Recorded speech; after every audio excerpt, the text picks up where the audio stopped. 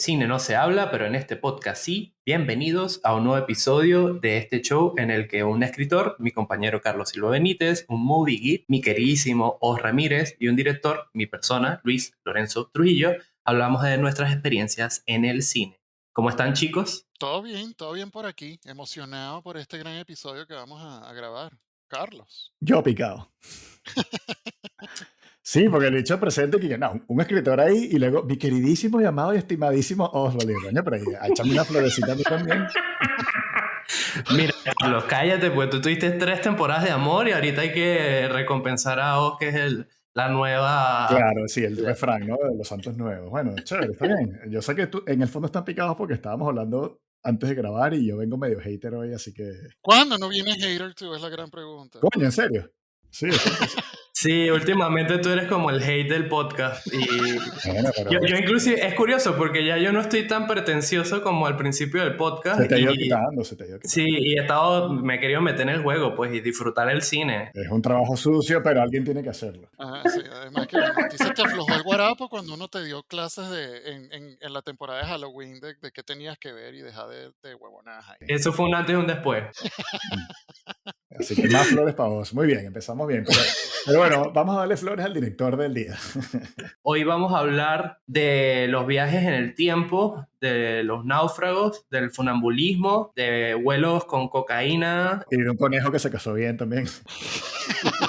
El conejo más feliz de la historia y no es Bugs Bunny, señores. En pocas palabras, vamos a hablar de las películas de Robert Zemeckis, ¿verdad, chicos? Y honrando un poco lo que es el viaje en el tiempo, vamos a ir un poco de atrás hacia adelante. Y como hemos hecho, son tantas películas de CMX, no las vamos a hablar todas. Cada uno eligió 2, menos Oz que eligió 3, porque bueno, Oz es especial y consentido de la Él casa. es glotón, él es glotón. Sí, exacto. Él es El gordito, el aunque gordito. bueno, yo elegí una que vale por 3 películas, o sea que en verdad, Luis, quedaste Sí, tú fallo. no te quejes porque tú escogiste realmente 4, Oz Ajá. escogió 3 y yo el más huevón me quedé con 2. Pero bueno, Y las dos peores, además. O sea que, sí.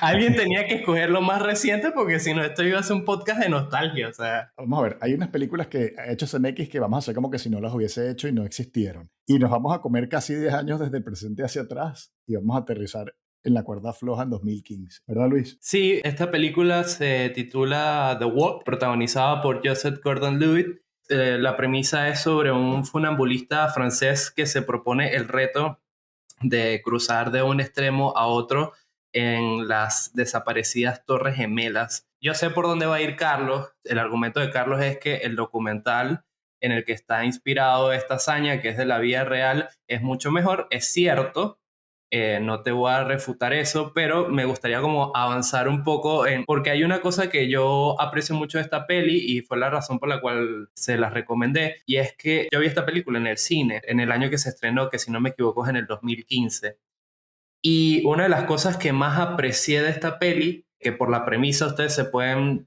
dar cuenta, inclusive lo que no han visto, que el vértigo, las alturas, la profundidad de campo, tiene un valor dramático muy importante, y es que desde las pocas películas de ficción en donde el uso del 3D no solo está justificado, sino que me parece uno de los más inteligentes y interesantes que he visto en una película reciente. Entonces esta fue la razón principal por la cual se le recomendé. La recuerdo gratamente por esto, porque me parecía como una película espectacular. Bueno, Os, comenta tú, porque lo que yo iba a decir ya Luis me lo censuró. Me canceló la comparación odiosa con Bueno, Manuel Mayer, así que. gracias por tu participación, Sí, Carlos. exacto. Muchísimas gracias. Quédate callado la jeta hasta la próxima película. Gracias. O sea, soy el viejo cascarrabias del podcast y Venga. ahora predecible, que desgracia. Lo mejor de esto es que me ahorro como 10 minutos de edición y de De hate. edición. Uf. Señores, cada episodio que escuchan es potencialmente el último del podcast. Es muy duro estar en medio de mamá y papá peleando, debo decir. Así que... Pero bueno, pobre Carlos, ya que Carlos expropiese y lo censuramos. Yo nunca había visto The Walk, Luis, te quiero dar las gracias por la recomendación. Yo no suelo decirle que no a ninguna película, pero de verdad nunca me llamaron la atención películas como esta. Sí debo decir que para agregar a tu punto, la película no nada más fue 3D, también aquí en Estados Unidos fue IMAX, que es el formato más grande, 70 milímetros, y te puedo decir que probablemente fue toda una experiencia en la parte técnica. No se le puede quitar a Robert Zemeckis lo brillante que es manejando el lenguaje del cine y creando estos momentos súper tensos en la película. Yo vi la película en una pantalla muy pequeña y a mí la película igual me daba vértigo. Debo decir que todavía la sensación de vértigo existe y eso me pareció increíble. Como tal, a mí la película no me termina de enganchar o me encanta. Tengo muchos problemas con Joseph Gordon-Levitt y su acento francés. Odio que me cuente la película partiendo la cuarta pared y el principio de la película es increíblemente cursi. Todo ese pedo de en blanco y negro en Francia con los mimos y que verga. Y los covers de las canciones pop, pero en francés. Exacto, se me había olvidado ese detalle, muy bueno, Carlos. Pero entiendo lo que estaba tratando de La peli decir. realmente arranca cuando ya llegan a Nueva York y empieza todo el heist, porque es como un atraco de un banco, solo que es un atraco meterse en las torres y pasar la cuerda de un lado a otro. Y luego Exactamente, finalmente el tercer acto, que es realmente la hazaña. esa es la carne de la película. Lo que pasa es que se demoró una hora en llegar ahí y habría que quitar a Joseph Gordon-Levitt hablando en la Estatua de la Libertad en Universal Studios ahí, porque se ve horrible esa vaina. Sí. Lo otro es que quiero debo decir que también la película al final deja de convertirse en la vida de este pana y al final es como un saludo a las Torres Gemelas y a lo que fue Nueva York en ese momento. Obviamente ese sigue siendo probablemente el coñazo más grande que ha recibido este país y la vaina fue icónica. De verdad que las torres eran icónicas, eran una hazaña, era una locura. A la gente que tuvo la oportunidad de verlas, yo también, de verdad, ellas en sí eran un espectáculo de por sí. Creo que al final es como que un saludo de CMX a las torres, pues, y a lo que significaron en algún momento, más que la vida del pana. De hecho, tanto es así que el último plano de la película, que es esa toma de Manhattan, va haciendo el fade a negro y se quedan las torres un segundo atrás, ¿no? Como eso, acabamos de contar la última toma de la película a la gente que no la ha visto. Pero no, en serio, no desdigo nada de lo que han dicho, sí que es muy emocionante la hazaña de Philippe Petit, porque claro, cuando uno ve el documental, y bueno, me dijeron que no hablara del documental, pero No, fuck no, you, tío. ya puedes hablar Cuando, del documental. Ya creo que es ajá. pertinente que hables del No, porque documental. en el documental tú lo único que ves son fotos. En aquel momento lo único que registraron a nivel visual fueron las fotos y el documental funciona más como una poesía y porque tú te lo imaginas. Pero claro, la peli esta te lo recrea y además CMX, que es un punto que podemos conversar, que es un director que casa muy bien el drama humano y el talento de sus actores con destreza y un prodigio técnico, pero yo creo que casi sin par. O sea, es impresionante lo que hace este carajo en cada película a nivel técnico. Y siempre se rodea de gente de efectos especiales, los mejores que hay en el mundo. Porque cuando hicieron la película, las torres no existían, ¿no? Y tú estás viendo la película, sí, un edificio. Y dice, ya va, espérate, bueno, o sea, son puros efectos especiales todo el tiempo. Es impresionante. Y sí es muy vertiginoso y sí funciona ese punch.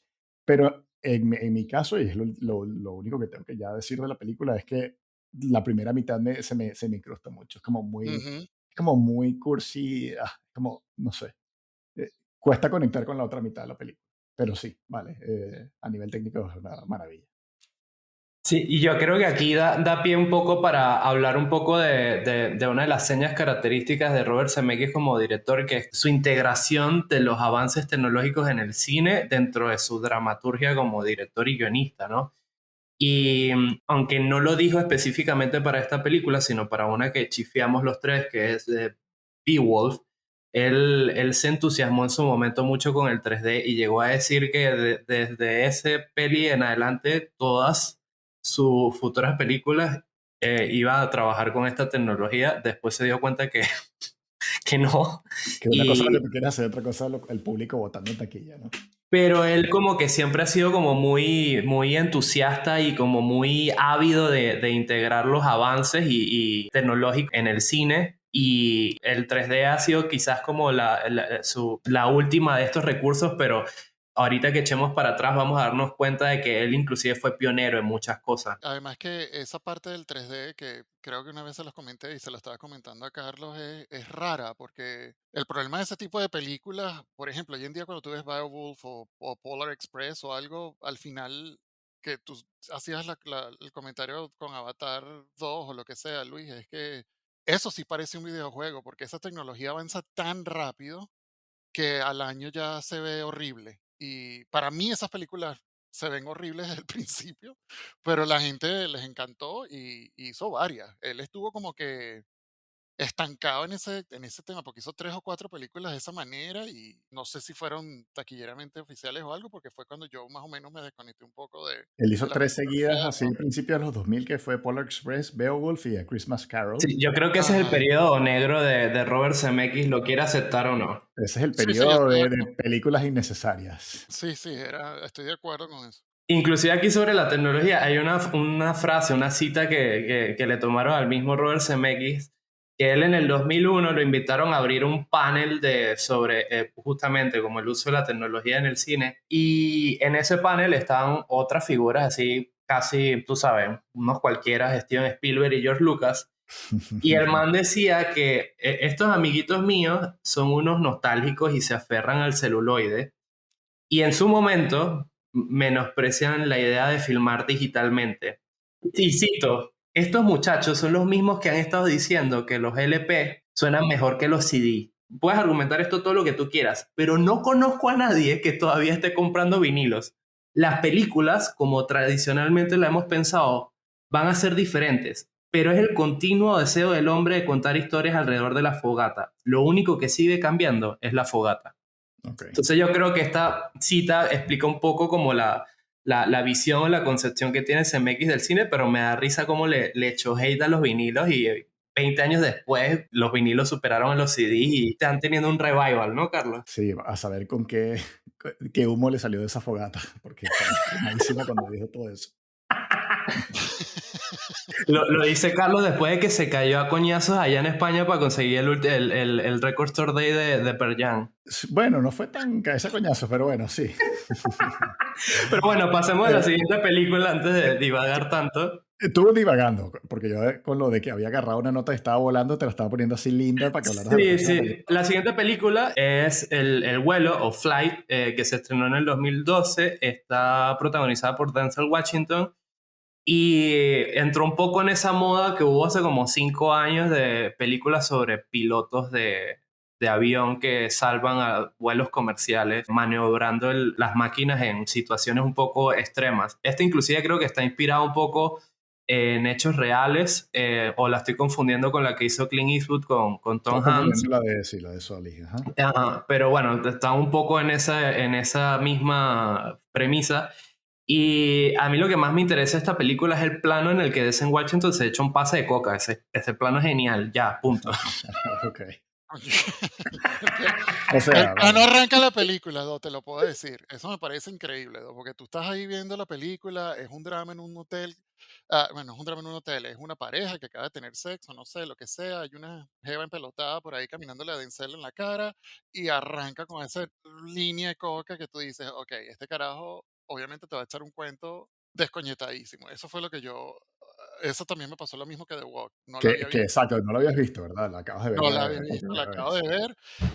Debo decir que me agradó muchísimo, debo decir rapidito porque tampoco tengo mucho que aclarar aquí, pero marico, Denzel es un Ese. palo en esa película. Es Ujú. increíble qué arrecho actúa ese carajo en esa película y la historia es súper de pinga, pero es uno de esos dramas que necesariamente creo que después de la secuencia del avión y de todo el pedo de cómo se estrella, creo que no hay nada que identifica que la película es de Rob Zemeckis. O sea, esa película la pudo haber hecho cualquier otro director Sí, pues normal. se convierte como en un drama judicial, ¿no? Y ya está un poco más aburrido, pero la Es como parte menos de... espectacular, sí. Exacto, no tiene nada así como que para identificarle que coño, mira, Coño, esto o es. sea, te lo compro a la mitad, porque es verdad que, y es lo que dijimos hace un ratito de que de toda la parte técnica y lo crack que es él con los efectos y con la cámara y tal, pero hay otro punto que yo también defendería mucho de CMX, que es que el tipo nunca pierde foco de los personajes o de los humanos que están en sus películas,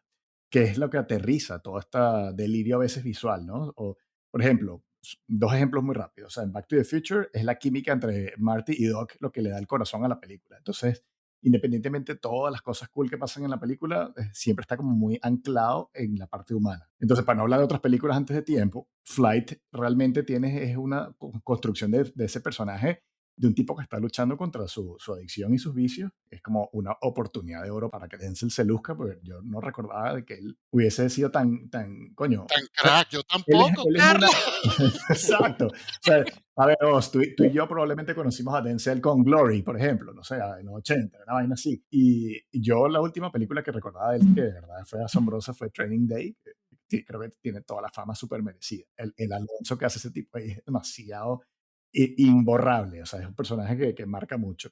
Entonces creo que es bonito donde hay una película, literalmente un vehículo para que este tipo se luzca en todo el abanico de posibilidades dramáticas que tiene, porque estamos hablando de uno de los mejores actores del mundo. Y hay una vaina que diste en el clavo, Carlos, que sí, independientemente, no quería decir que porque la película no es fantástica, no es buena. La película es excelente. Marico, el principio del tercer acto de esta película, o sea, yo quiero que si la gente vio la película entienda lo bueno que es el carajo, tanto como el director como Denzel, cómo arranca el tercer acto, que es el peo de él en el hotel para hacer el juicio, donde el carajo tiene que tomar la decisión final de si se va a comportar que, ¿sabes? De la manera que se tiene que comportar y vaina no sé qué, o se va a resbalar y va a caer otra vez en el hueco, huevón, del vicio que lo hace cuando el otro cuarto del hotel está abierto, está vacío y ese cuarto sí tiene la neverita del hotel lleno de caña, que él pone una botella encima de la mesa y tú dices, bueno, es el cliché. El tipo dijo, mira, ya yo no bebo más y se queda ese plano así con la botellita y tú dices, bueno, ay, qué lindo. El pana no se quiso, marico, y de Y le repente ves roza la la mano mano, ajá, sí. ¡plum! Y tú dices, no, brother, esta vaina es genial. Y después lo ves hecho mierda, el carajo desconectó todo el cuarto y tú dices, genial, marico. Y tiene un momento ahí con, coño, ¿cómo es que se llama el carajo? El John dealer de la... Goodman. Ah, marico, todo ese momento es mágico, weón.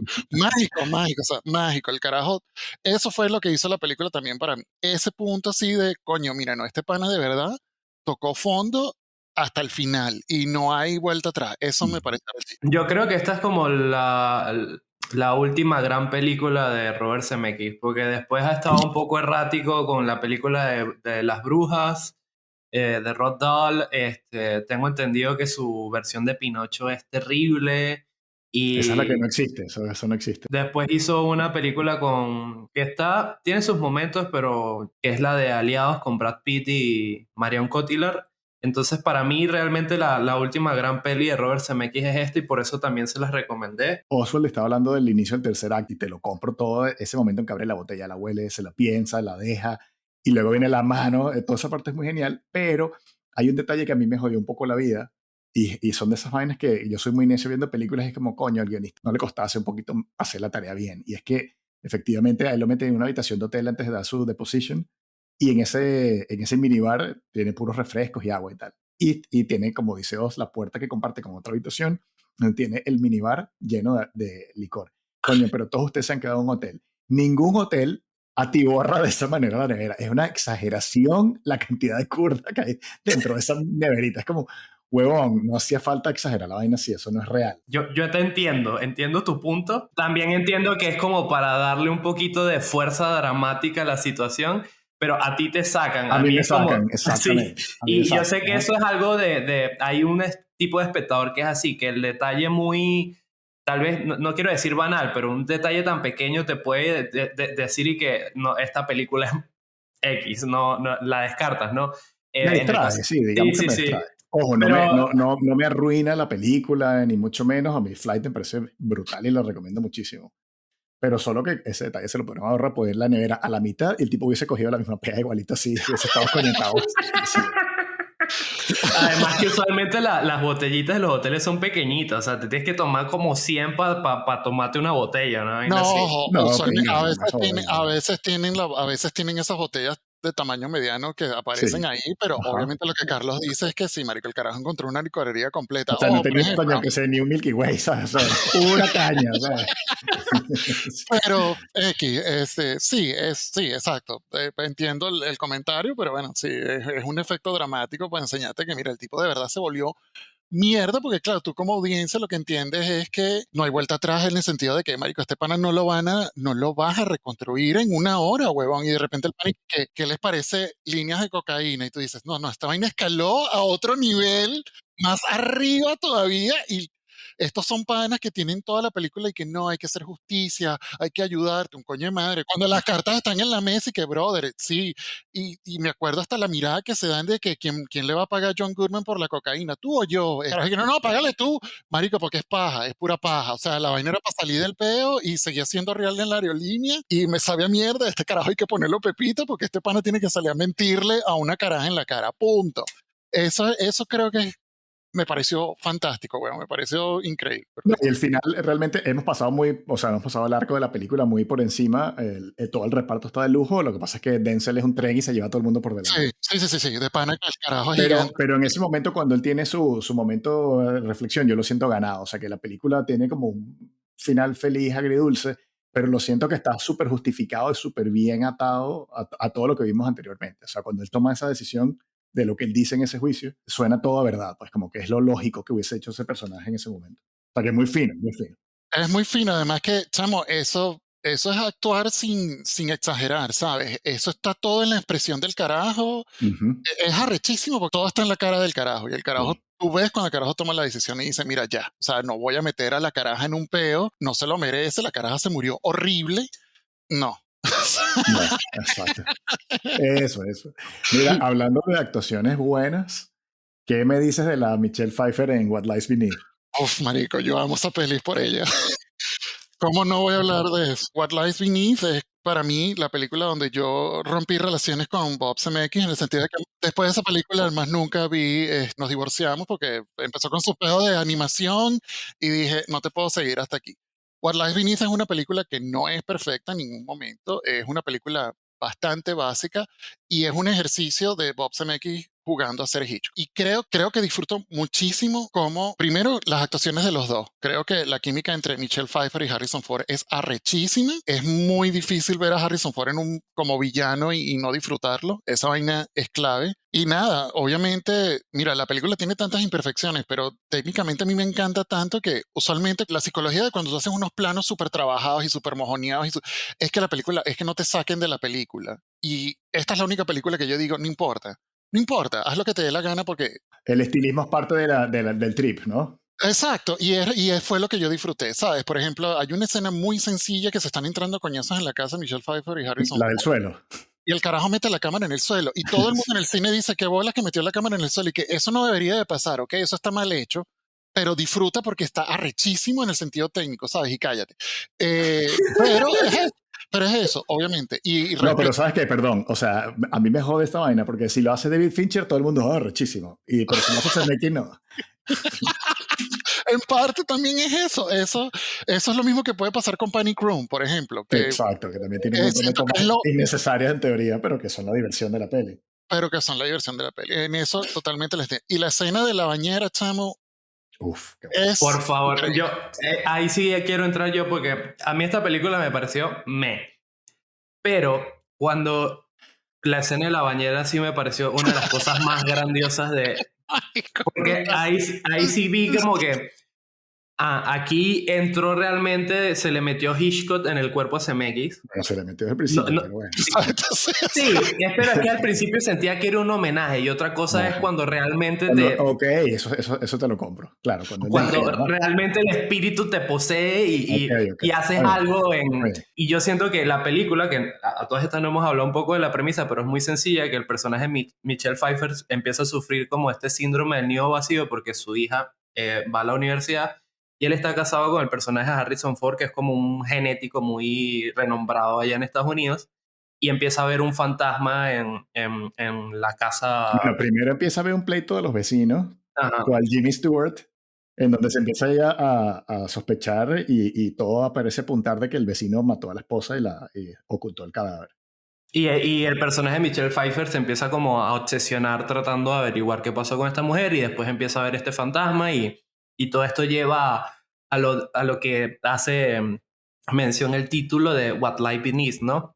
Pero en la escena de la ducha a mí me pareció impresionante porque realmente es de un suspenso y de una ingenio cinematográfico increíble y la situación es absurda. al principio de la película hacen mención de un estudio de un analgésico en ratones, que es después el que utiliza el personaje de Harrison Ford para Sí, doparla a ella. dopar al personaje de Michelle Pfeiffer y meterla en la ducha que se está llenando para, de alguna manera, enmascarar su crimen. Disculpen por el spoiler, pero esta película es del 2000, si no la han visto, el problema es de Se ustedes, no de jodieron. nosotros. Y el agua se empieza a llenar en la bañera. Y obviamente lo único que puede mover el personaje de Michelle Pfeiffer es el dedo gordo del pie. Y con ese dedo gordo del pie neutraliza a Harrison Ford. No le estás haciendo justicia a la película, perdona que te lo diga. Con Bueno. el dedo gordo del pie neutraliza a Harrison Ford y empieza a moverlo para destapar el tapón de la bañera para que la mujer no se ahogue. En el cine no se habla, pero en este podcast sí se habla paja, ¿no?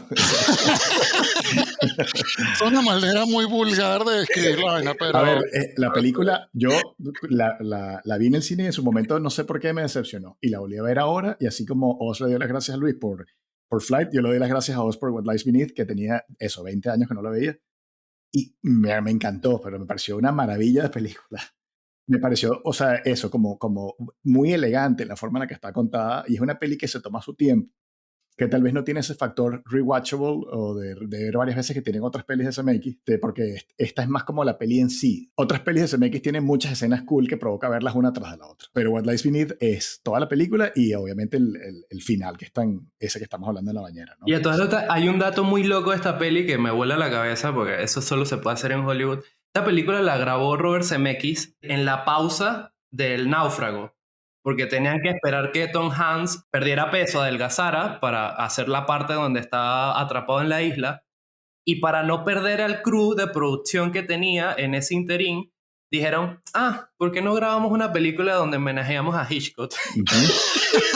Y grabó esta vaina, que a todas estas es una película larga, o sea, a nivel de producción yo creo que fue lo mismo para ellos, pero es una película que dura más de 2 horas. Sí. Y después cuando terminaron, reiniciaron el rodaje de Castaway. O sea, ese dato, yo sé que es una tontería para el espectador promedio, es y que, ok, vale, Luis, pero para el que sepa algo de producción es y que, qué locura. Bueno, pero es que por eso es que What Lies Beneath, a pesar de toda la parte técnica, que qué bolas, es sencilla. Es la casa, básicamente es la locación principal, o sea, todo está, o sea, si lo ves de manera de producción, esa mierda tiene 4 locaciones, 7 actores, y después Robert Zemeckis ladillado en las noches y que mete la cámara debajo, sácala por aquí, súbela por aquí. Eso es todo lo que pasó y no sé, X, pero estoy 100% de acuerdo con Carlos. Yo vi la película, me fascinó, entiendo muy bien las debilidades de la película, entiendo muy bien lo que trata de hacer. Y para corregirte un poco, Luis, eso pasa en Hollywood cuando eres Robert Zemeckis. Eso no pasa en Hollywood si eres un huevón tratando de hacer 2 películas al mismo tiempo. Lo que pasa es que ¿quién le va a decir no a Robert Zemeckis en esa vaina? O sea, además y que... sobre todo en esa época, que Exacto. debe ser oro en taquilla. Exacto. Y pero creo por favor, no podemos seguir hablando de la película sin hablar de la actuación de Michelle Pfeiffer. Por Dios. Es buenísima, ¿Qué nivel? Pero es que, ¿qué nivel? O sea, es lo que hace con tan poco realmente, porque además casi todo el tiempo ella sola en la casa y todas las reacciones que tiene son, pero es que te lo vende demasiado. Yo estaba viendo la película de cada 5 minutos y decía, qué bien actúa esta tía, qué bien actúa. Impresionante. Sí, impresionante. Dígame la parte cuando la posee la fantasma, cómo cambia, que pasa de ser casi que la típica rubia en peligros de Hitchcock a tú dices, marico, ¿sabes? Tengo miedo de esta tía. Sí, o sea, venía a ser Catwoman además, hace poco relativamente. Sí, no, y la cara es súper versátil en su actuación y la película es ella, básicamente, porque si Harrison Ford obviamente es parte de él, pero mi Harrison Ford en esta película, o sea, Harrison Ford le dijeron básicamente, sé cómo estuvo en la entrevista, ¿sabes? Y ya. Que yo creo que esa es la dirección que le da todo el mundo a Harrison Ford, y que esto no sé tú y yo, no me pares igual. Pero sí, a mí me encanta esa peli, lo primero que recuerdo de Robert Zemeckis es, esta está en una de mis 5, y es eso, sé que es un ejercicio como director, sé que es bastante a ver, para mucha gente, pero la amo, de verdad me encanta la peli. Te voy a puentear esta con la siguiente de esta manera. En What Lies Beneath, mi toma favorita no es la del piso que tú dijiste, sino cuando ella está huyendo en el carro, que abre la puerta y la cámara se queda en el espejo retrovisor de la puerta, y cuando la puerta se abre y se cierra, te muestra todo lo que hay detrás. Y tú dices, coño, es que CMX, y cómo sabe filmar un espejo, ¿no? En el cine. Sí, sí, sí, el tipo se las ingenia muy arrecho. El peo con los espejos que tiene CMX hay que nombrarlo porque pasa en varias películas, es brutal. O sea, los storyboards de ese carajo tienen que ser increíbles, sorry, tienen que ser una vaina arrechísima, nada más de entender la visión del carajo y todo el crew decir y que de bolas que sí, tú lo ves y no lo ves y hacen la vaina, ¿sabes? Ujú. Y yo creo que esta mención a los espejos da pie a que pasemos a la siguiente película que tiene quizás uno de los planos más icónicos de Robert Zemeckis, ¿verdad, Sí, Oz?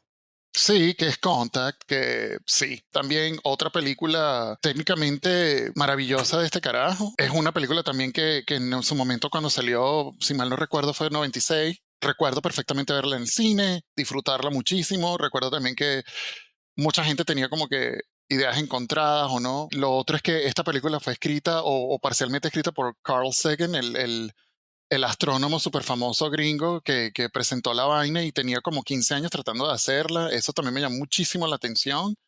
Y para mí también un poco lo que pasa con Michelle Pfeiffer, esta película es Jodie Foster 100%. Sé que sin dar spoiler ni nada, pero la película tiene momentos muy arrechos, muy claves. Obviamente el tercer acto de la película para mí es increíble. Todo el peo que ocurre, que también termina siendo un poco como de Flyer, un peo de cortes y investigaciones y tal, pero lo que pasa y cómo lo lleva este carajo a la conclusión de la película es genial para mí. y es el tercer acto que dividió al público, pues, porque hubo gente Totalmente. que la película se le cayó por completo al suelo al final, porque la primera parte yo creo que todo el mundo está más o menos a bordo, ¿no? Es muy emocionante ver toda la evolución de Ellie Arroway, ¿sabes? Cómo va cogiendo la primera señal y la van decodificando. Es una peli súper interesante en ese sentido, pero claro, la película llega finalmente a la encrucijada, ¿no? Entre la ciencia y la fe, y ahí es como, bueno, o compras o tiras la película a la basura. Yo quería dar como la sinopsis brevemente, que es que el personaje de Jodie Foster como que está obsesionada con escuchar señales de radio en el espacio para ver si descubre inteligencia extraterrestre.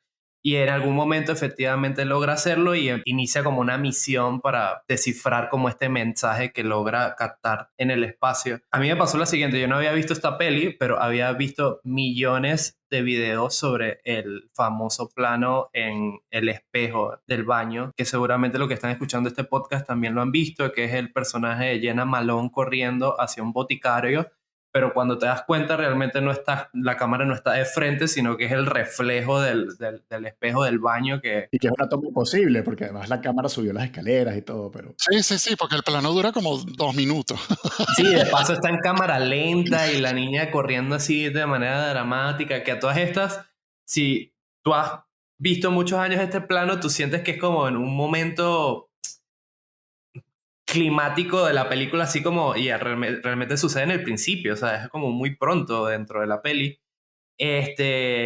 Y lo otro que sentí viendo esta peli, que repito, no había visto hasta este visionado, es que me parece que Interstellar le debe mucho a esta película. O sea, hay inclusive cosas que están, que hay como guiños, ¿no? Hay un momento donde le explican al personaje de Jodie Foster, que por cierto está hermosísima en este papel de la película, y como dice Carlos, ella sostiene con su actuación toda la historia. sobraba además.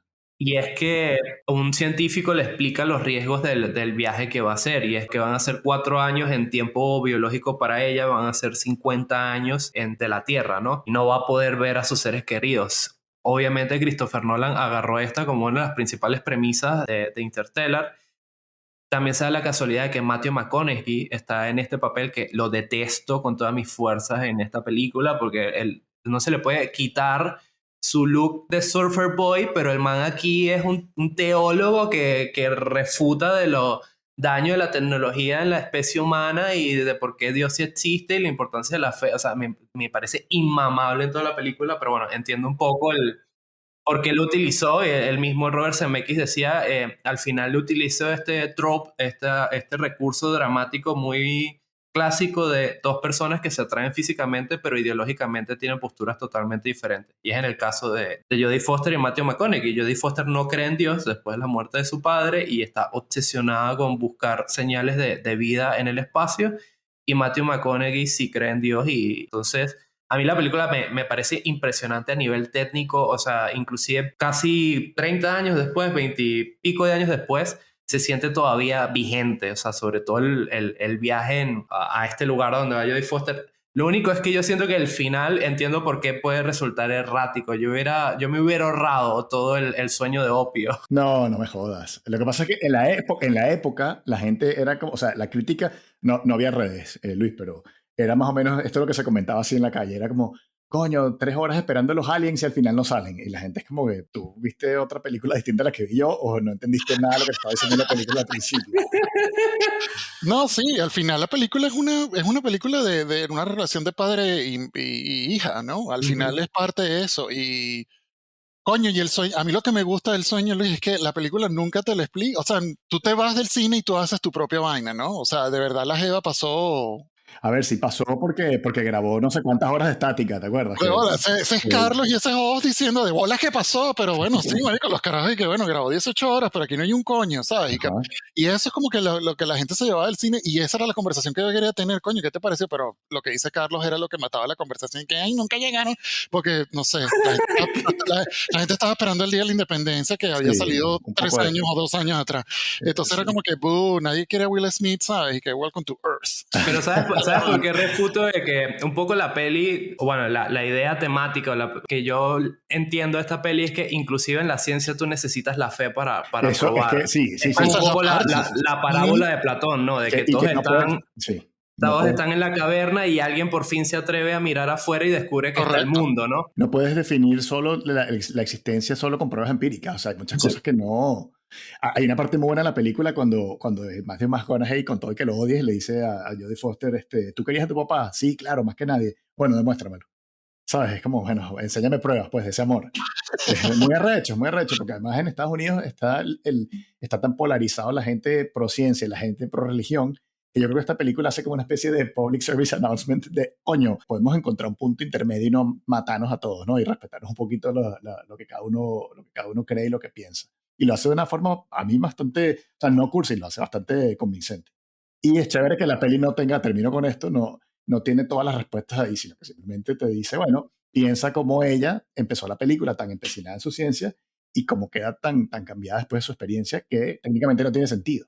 El arco dramático es increíble, pero yo pensaba un poco a nivel de, justamente con esta cuestión de fe versus ciencia, aunque es impresionante todo, repito, a mí me gustó cómo lo grabaron y está bien justificado dentro de la historia, pero pensaba, después de ver la peli, que si hubieran omitido esa parte, esos 45 segundos, 15 segundos que en teoría ella desapareció en tiempo tierra, pero en donde fueran 18 horas, si hubieran escatimado esa parte, creo que le hubiera dado mucho más valor después a la parte del juicio donde ella dice, bueno, tienen razón, como científica no tengo pruebas para demostrarles de que yo fui y tuve contactos con otras especies. Y aquí es donde le pido que tengan fe. Por eso dentro de mi pensamiento y que hubiera sido increíble tal vez inclusive no ver eso, porque le da fuerza a esa idea temática de la peli y también genera como ese misterio que al final es lo que quiere generar la película, ¿no? ¿Existe o no existe? ¿La fe o la ciencia y todo lo demás? Pero dicho eso, son mariqueras de quisquillosos de cine. A mí la película me gustó, me pareció increíble, me parece que todavía se mantiene vigente, que la actuación de Jodie Foster es impresionante. Detesto a Matthew McConaughey en esta película y me parece que, repito, no había visto Contact y me quedó claro como la inspiración que le ofreció a Interstellar.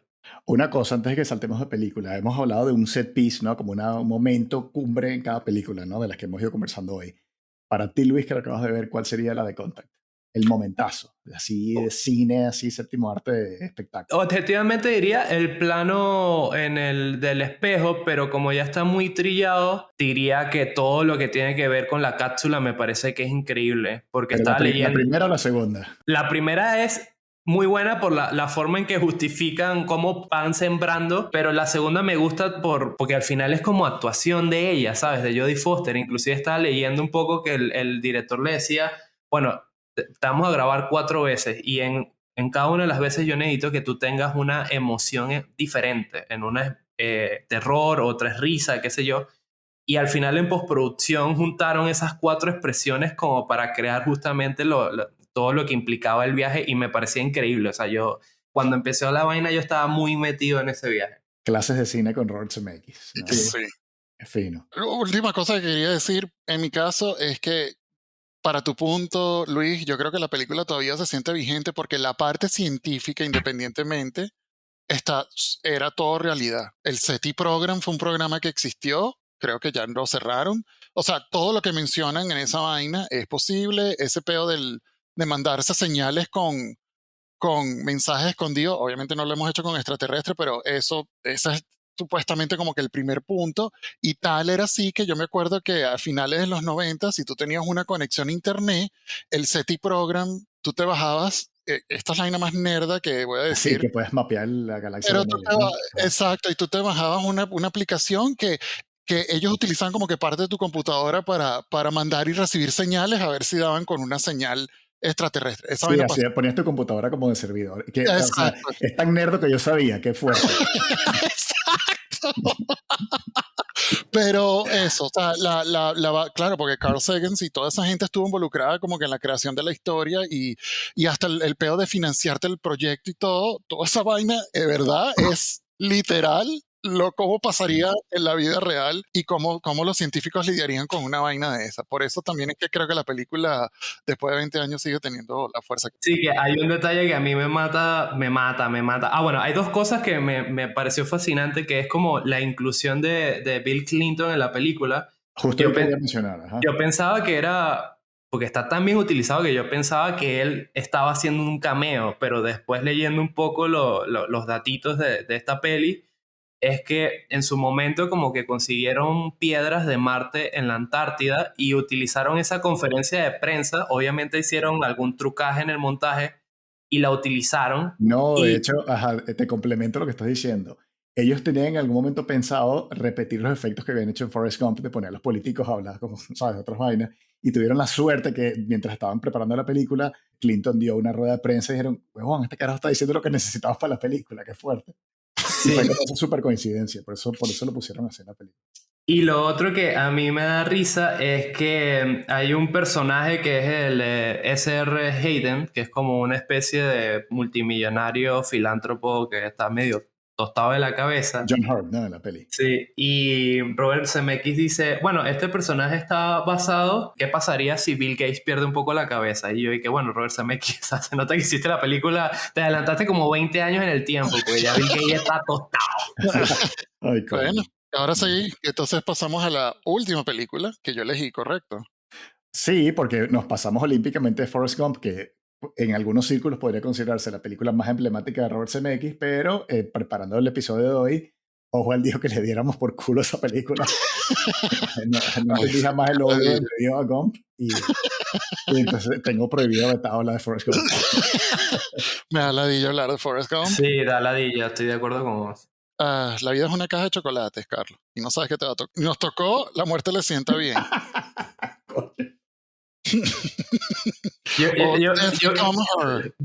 Antes de darle el paseo voy a leer la sinopsis rápidamente, que es que una mujer, esta sinopsis es muy calla, pero bueno, una mujer descubre que hay un tratamiento para la inmortalidad y lo ve como una oportunidad para dejar atrás a una rival, y estas mujeres son Meryl Streep y Goldie Hawn. Esa sinopsis casi que mejor no decir nada. Esa sinopsis es como de TV Guide, ¿no? Así de una línea. Sí, bueno, es la sinopsis que está en IMDb, o sea, así que no sé.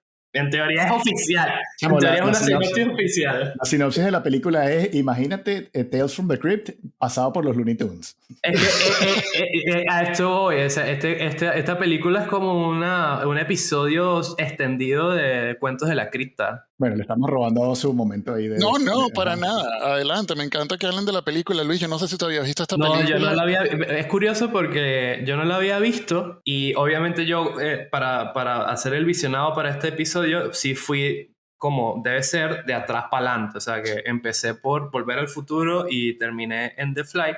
Y al principio, Gloria, que es mi pareja, me estaba acompañando. Ella no es muy fanático de Volver al Futuro, pero de repente cuando puse... No, sorry por ti, weón. Gracias, porque yo no quería echar ese rayo en el sí, ese pedo suena tuyo, ¿sabes? ¿No? Lo peor es que la mujer está ahorita molesta porque en los últimos 3 episodios he lanzado anécdotas de que se queda dormida y despierta justamente en un momento específico y estaba molesta en estos días. Bueno, ya cambié la broma, Gloria, si estás escuchando este episodio, pero igual te sigo jodiendo. El punto es que yo terminé de ver la trilogía de Volver al Futuro, vimos Who Framed Roger Rabbit, que tengo que darle el voto a favor, le encanta esta película a Gloria, y después me puse a ver esta película, Dead Pick on Her, y ella me dijo, pero esto sí es un clásico de verdad. Y al parecer había visto esta película y le encanta. Ok. Y una de las Bien. cosas que nos quedó claro en este visionado, que yo creo que este es el papel que le dio a Meryl Streep, los argumentos para que protagonizara The Devil Wears Prada. Yo lo que sé, yo creo que ahí todo el mundo, hasta Bruce Willis, Es que el hablamos. cast es increíble. Marico, Goldie Hawn, que es una dura en esta película también. Todo el mundo. No, Marico, les- los créditos al principio aparecen los 3 nombres juntos en la pantalla, que ese detalle me encanta. sí, Porque sí, sí. literalmente la peli es el triángulo que forman. Yo sé que lo importante es el triángulo, pero yo tengo que decirles algo que, y esto me generó problemas maritales, o sea, cuando sale el personaje de Isabella Rossellini, como sale, Chamo, yo no buenísimo. estaba parpadeando a mí, yo no estaba respirando y fue muy evidente y me dijeron y que Luis, pero parpadea, y yo que, pero ¿cómo coño quieres que parpadea si está saliendo esa? Bueno, Pero, y con eso. Y Pero con eso bueno, se acabó el un podcast. poco esta anécdota no es para yo demostrarme lo gamberro que soy un episodio más, sino porque es un poco también el tema de la peli, ¿no? La vanidad. No, y que es arrechísimo porque Robert Zemeckis en sus comedias oscuras, y me voy a tomar la libertad aquí de decir que Roger Rabbit tiene bastante de eso también, de comedia oscura. Chamo, le agrega bastantes cosas coloridas, ¿sabes? La vanidad, el peo de Hollywood, la crítica de los actores, toda esa vaina está como que un poco en la temática de la película. No solo esto, sino que el carajo te echa ese cuento de Death Become Her, y esta es una de las primeras películas donde todo el pedo digital explota. Es más, es tan complicada la película que parece una huevonada ahorita que de ahí salieron cosas que aplicaron en Jurassic Park y Sí. todo. O sea, es una Es la vaina, primera peli que hace la piel humana en CGI, por ejemplo. obviamente tiene 30 años esa peli, creo, o algo así, y todavía se ve impecable, todavía está. Y pues, nada, siempre me encantó el humor, me encanta cómo actúan cada uno de los personajes. Chamo,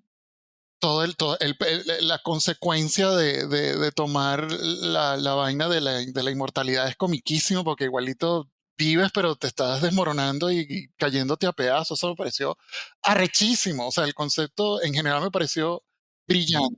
Es una peli con una atmósfera muy particular, muy suya, que eso yo lo celebro, pues que tiene tanta originalidad. Tiene además unos delirios visuales como cuando va Bruce Willis a la morgue a buscar a Meryl Streep y pasan unas monjas como flotando, pero ¿por qué? Bueno, porque se ve chévere la película, ya está. Pues, o sea, la peli tiene muchos momentos así que no tienen mayor justificación. Sale Fabio, weón, así el mayordomo de Isabella Rossellini y los Doberman todos entrenaditos. O sea, es una peli como que yo siento que tiene muchos caprichos. Es como caprichosa, ¿no? Y rara. Pero toda esa rareza es la que le da el aire de personalidad y que yo creo que sostiene también el humor negro. Dicho esto, a mí se me vino abajo esta vez. Yo la Ay. recordaba como chamo, casi que la tercera mejor película de CMX y ahora la vi y siento que se me hizo muy repetitiva. O sea, leyendo que después esto lo hizo también cuando él estaba de productor de Tales from the Crypt y que la película había comenzado como un guión para la serie, como que sentí que sí, o sea, que funcionaba tal vez mejor como historia corta y lo que él hizo fue alargarla, como dice vos, poniéndole más carnita de subtexto, pues, de lo que es la vanidad de los actores y Hollywood. Pero siento que a nivel narrativo la peli se estanca y necesita un poco que los efectos especiales le hagan el heavy lifting como espectáculo. O sea, entiendo un poco lo que dices, pero a mí me parece que esta es como la película más feliz de todo el repaso junto con la que viene que vamos a hablar ahorita de Robert Zemeckis, porque es como puro goce, ¿sabes? O sea, la premisa sí es absurda, pero está perfectamente explicada. Y hay tantos momentos que se te quedan en la cabeza que son de un humor negro, pero contagioso, ¿sabes? Por ejemplo, cuando el personaje de Bruce Willis tira por las escaleras al personaje de Meryl Streep y la tipa se levanta con el cuello roto y mirando hacia atrás, me mata de la risa el momento que Te tú mata la comentaste. risa porque odias a Meryl Streep y te encanta verla rodar por las escaleras, ¿no? Sí, sí, sí. O sea, ahí se cumplieron un sueño oculto que tengo, No, o pero no tan oculto. dale, reconoce que Meryl Streep se la come Sí. demasiado en esta película. No, en este papel está increíble. El momento que tú comentaste, que sí, yo vi lo de las monjas y yo, pero, ¿qué verga? O sea, ¿qué tienen que ver esto con esto? Y Pero después, los gritos de Bruce Willis, o sea, que es una categoría aparte, o sea. sí, El tipo exacto. viene a ser John McClane, ¿ok? De Die No, Hard. O sea, Es que, y aquí es aprovechando que ahorita Bruce Willis está en un momento difícil en su vida, es un reconocimiento a este tipo, porque no solo es un héroe de acción icónico en el cine estadounidense, pero es que también puede ser de hombre pusilánime increíble. genial. Y él no estaba pensado originalmente para el papel, más o menos cayó de... bueno, eso es una vaina, sorry que te interrumpa, eso es una vaina interesantísima de las películas de Robert Zemeckis. Si tú ves toda la historia, no sé las más recientes, pero desde el principio, desde Back to the Future como hasta, no sé, hasta puede ser ni siquiera hasta Contact. Todas las películas de Robert Zemeckis, ninguno de los actores que están en las películas fueron la primera o la segunda o la tercera opción. Lee todas las historias y es una vaina muy... Robert Zemeckis debe tener uno de los castings más aterradores o mala suerte, yo no sé qué coño es, pero marico, el pana pasa por todo Hollywood antes de llegar a los actores y cuando hacen la película tú dices, es que ¿quién más iba a hacer esta vaina? ¡Qué locura esta vaina! ¿Sabes? Bruce Willis, creo que ese personaje en Death Become Her se lo pasaron como a 5 personas que dijeron no, o no podían, o no quisieron. No sé si Meryl Streep y Goldie Hawn iban a ser desde el principio, no, pero todas las películas, Robert Zemeckis siempre ha tenido como que un peo con el casting, o el casting no se le da desde el principio, o el casting cambia, o el casting no era lo que se Exacto, imaginó. contratas a Eric Stoltz y después es un desastre y tienes que votar el Fisher otra vez. Exacto, exacto. Hay mucha coincidencia y una vaina sobre Death Become Her es que, y es parte de lo que dice Carlos, hasta la fotografía de esa película es absurda. Por ejemplo, la mansión, la manera en que está iluminada, esa vaina no tiene sentido. Detalles como los ojos de Goldie Hawn una vez que se toma la vaina y básicamente regresa de la muerte, marico, son verde fosforescente. Sí, es No tiene impresionante. ningún sentido tampoco la vaina. Y Meryl Streep cambia, pero no cambia de esa manera tampoco. Meryl Streep creo que lo que se quita son las arrugas, que es muy arrecho para la época. Yo sé que hoy en día La escena del brasier. toda esa vaina es increíble, pero lo otro es que para mí, Robert Zemeckis siempre ha sido un director para mí que él siempre ha jugado mucho, él tiene unas películas que si no fuera por el cast o por el presupuesto, fueran películas de culto. Y para mí, esta película de Robert Zemeckis es perfectamente total. una película de culto. Es una B-movie absoluta. Y es una B-movie absoluta que la puedes pasar en cualquier teatro a las 12 de la noche, marico, y tiene una audiencia particular como tu jeva, Luis, que por cierto ganó muchos puntos, no la conozco, pero después de decirlo de Back to the Future, obviamente Recuperó todo, su credibilidad quedó igual en el punto de partida. Pero yo estoy de acuerdo con vos, yo siento que si tú vas a ver esta película pensando como en un blockbuster, encandilado un poco por las figuras que estás en el cast, que es Meryl Streep y toda esta gente, puede que te lleves un fiasco. Pero si vas a esta película, y por suerte me guío un poco por la persona que la recomendó, que es Oz, y la tomas como una película, una B-movie. Celoso. Un poco. Te ayuda un poco a ponerte en el nivel de lectura necesario para la peli. Sí, esta peli es increíble en ese sentido. Tiene unos momentos... Me acordé ahorita porque lo tuve que buscar. Hay una escena en donde el personaje de Meryl Streep se toma la pócima esta de la juventud y rejuvenece un año, porque tampoco es que estaba tan vieja en el momento que se lo tomó. Pero hay una parte muy cómica que es que obviamente utilizan la parte de las tetas caídas y se le levantan frente al espejo, de nuevo el espejo. Pero es un efecto práctico, una de las cosas que tanto insistimos en este podcast, y estaba leyendo cómo lo hicieron, y es que los manes tenían como una especie de brasier mecánico que le subía las tetas a Meryl Streep. No funcionaba, no funcionaba. Pero no funcionaba, entonces como que una mujer detrás de ella y utilizando un poco el ángulo de cámara terminaba de acomodársela. Ajá. Una vaina muy cómica. Sí, la vestuarista, sí. Y esta película tiene esos detalles que sí puede sonar gafo si tú me escuchas ahorita hablando de ellos, pero cuando lo ves en la película y en el universo y en el mito que te crea y todo lo demás, me parecen muy gozosos, ¿sabes? Me parecen divertidísimos. Creo que al final es una película que habrá hecho CMX y esto es todo yo he inventado por mí, un cine speculation aquí hacia lo Tarantino, de que yo creo que el carajo de verdad escribieron el guión, leyó el guión, se lo disfrutó tanto, weón, se le abrieron las puertas con estos actores increíbles, el carajo hizo una película para entretenerse él y la gente que trabajó en esa vaina. Yo no he leído, y eso que leí bastante y investigué, no he leído de ninguno de los tres actores haber tenido una mala experiencia grabando esa vaina, y al final, qué jodido, porque esa gente agarró y se llevó un Oscar a efectos especiales y avances tecnológicos que nadie en ese momento vio venir esa vaina, que me da mucha risa de que tal historia y tan incoherencia, la vaina tiene un impulso tecnológico arrechísimo. Y me acuerdo que uno de los grandes pedos que fue tal que la única mala experiencia que yo leí es que Meryl Streep dijo de que yo más nunca hago una película que requiera efectos especiales tan heavy porque qué ladilla fue trabajar con esa vaina porque eran pantallas azules, hay un making of de cómo le hacen el hueco en el estómago a Goldie Hawn y la gente no entiende lo peótico que era esa vaina en ese momento. O la cabeza torcida que dijo Luis después de las escaleras, que ella filmaba un poco escenas con una máscara verde que le tapaba toda la cara. Ah, sí. ¿Sabes? Y luego al revés, y luego tenía un traje verde, ¿sabes? Y solo le veía la cara, se mezclaban las dos partes, pues. Exacto, porque la vaina era CGI, pero la vaina requería un trabajo manual gigante porque obviamente no podías manipular las imágenes como las manipulas hoy en día y esa está grabando en celuloide igual, que es más complicado. Pero bueno, eso era lo que quería decir. Luis, espero que hayas disfrutado la experiencia. Para La mí, disfruté y yo quiero dar un último datito para que esto va a dar pie a la próxima película y yo creo que esto es una de las señas características del cine de Robert Zemeckis, que es como su conocimiento de la cultura popular.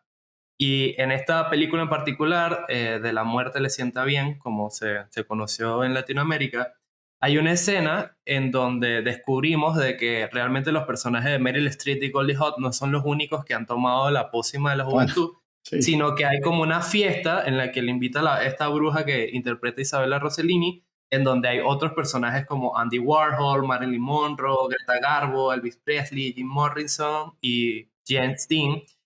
Y esto me parece que es una cuestión muy recurrente en el cine de Robert Zemeckis. Lo vamos a ver pronto en un contexto muy particular en Roger Rabbit, pero en Volver al Futuro también hay menciones de ese tipo, tal vez más con el diálogo que con otras cosas, y en películas que ya hemos mencionado también sucede. Y estas cositas son tonterías, pero al final son guiños, me parecen muy chéveres dentro del cine de este director.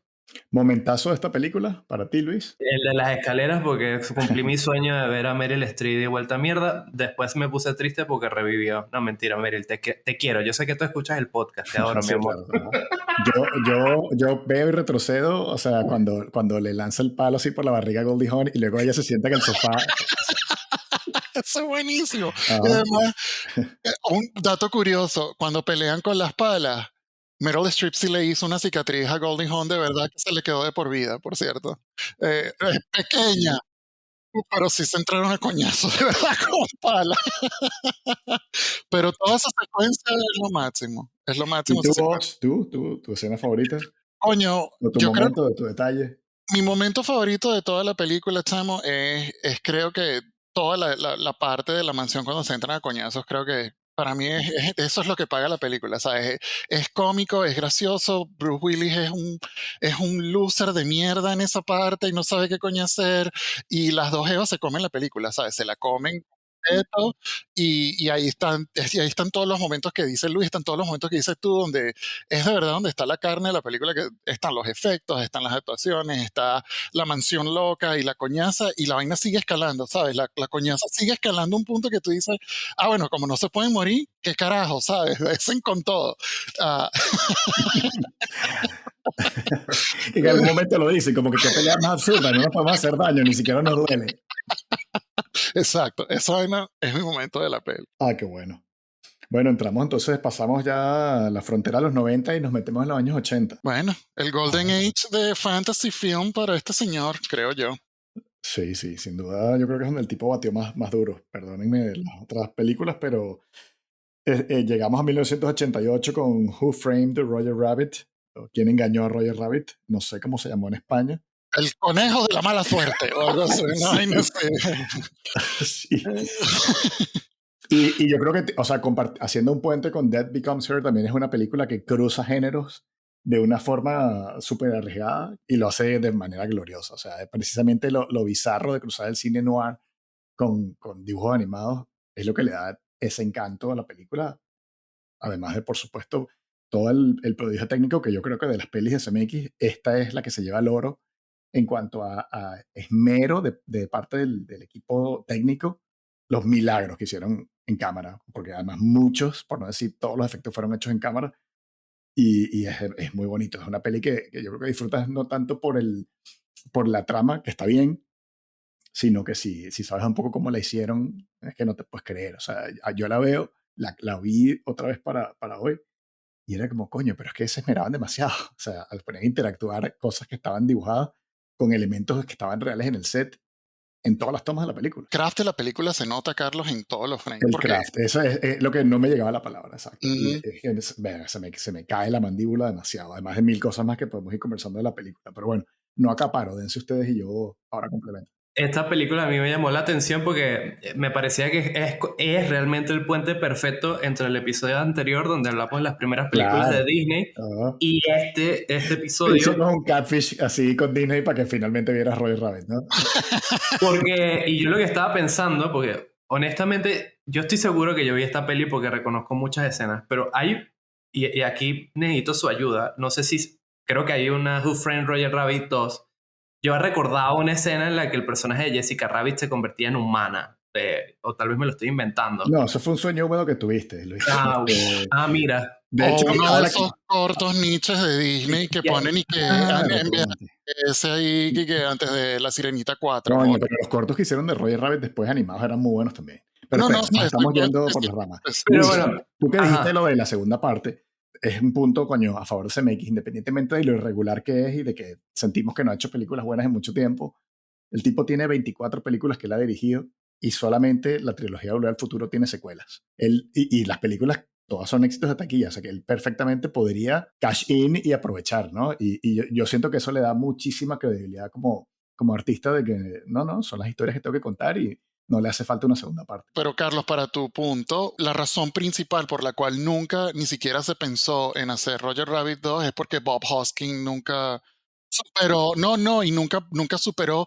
Hay un Bob Hoskins antes de Roger Rabbit y después de Roger Rabbit. Y la experiencia para él de hacer Roger Rabbit fue tan desconectada mentalmente que el carajo de verdad dijo, no, más nunca. Es más, el pana no trabajó como por un año y medio después de eso. Y hay toda una historia, no estoy diciendo si son verdades o no, pero hay todo un relato de que, marico, de que él para entrenarse como actor, que la gente yo sé que cree que los actores, y sí, de verdad a veces exageran, pero en su caso es que él aprendió a alucinar, porque como tú dices, técnicamente, él nunca actuó con nada, él nunca estaba el carajo que hacía de Roger Rabbit de referencia, pero era como para la voz. Él no actuó nunca con nada y él dice que él se entrenó a alucinar, pero como duró tanto la producción, porque Roger Rabbit de producción fue un peo, el pana después terminó alucinando de verdad y él dice que veía, no estoy jodiendo, dice que veía personajes, que veía el conejo, que venía otras cosas y se asustó burda y un psiquiatra le dijo, chamo, tómate un break porque te vas a volver loco. Y cuando dijeron, mira, ¿qué tal si hacemos una Roger Rabbit 2 o algo? El carajo dije, ni de vaina. Es una época bonita que dijeran no, ¿sabes? Sin Eddie Valiant no podemos hacer la segunda parte. Hoy en día dijeron que se joda Bob Hoskins, llamamos a Brad Pitt y jodanse, hacemos la No, segunda no, parte. la roca. Sí.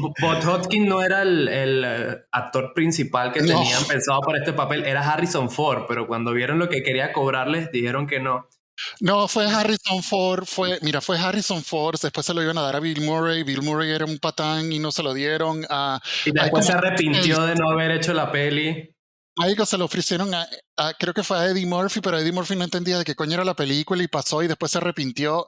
Como te dije antes, se lo iban a dar como a 10 personas y todo el mundo y que no entiendo, no quiero, no tengo tiempo, te voy a cobrar mucho. Y terminó Bob Hawking, que creo que lo recomendó, si mal no recuerdo, Spielberg, por cierto. Sí, y un dato que leí de la peli y va un poco con esta anécdota de las alucinaciones de Bob Hoskins, y es que Robert Zemeckis, cuando empezaron a grabar la película, todavía no había un sketch de cómo iba a ser Jessica Rabbit. Y Robert Zemeckis le dice, bueno, imagínate tu fantasía sexual, la mujer que represente todo lo que tienen tus fantasías sexuales. Y Bob Hoskins dice que después cuando vio la película, la imagen mental que tenía era fea comparado con la que terminó siendo Jessica Rabbit.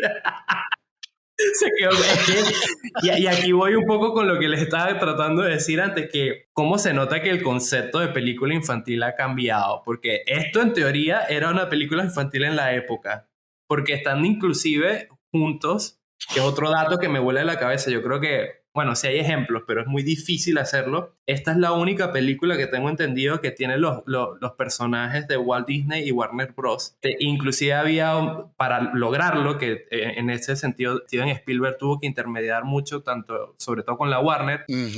Ellos le dijeron, bueno, nosotros te damos permiso para que utilices a Bugs Bunny y al Pato Lucas, pero tienen que salir a la par con los personajes de Disney. Entonces por eso tú en la película ves y que el enfrentamiento de los dos patos en el piano siempre son a la par, o cuando sale Mickey y Bugs Bunny en el paracaídas siempre es a la par, porque es una cuestión legal. Y me sorprende el hecho de que cómo esta cuestión burocrática legal aporta a la narrativa. O sea, me imagino que fue un peo lograrlo, porque también sido una pesadilla, sí. Ajá. Fue una pesadilla, porque también hoy en día esa vaina no pasa. Hoy en día tú No. no puedes hacer esa vaina, pero ni de vaina. Primero porque te sacarían los ojos la película.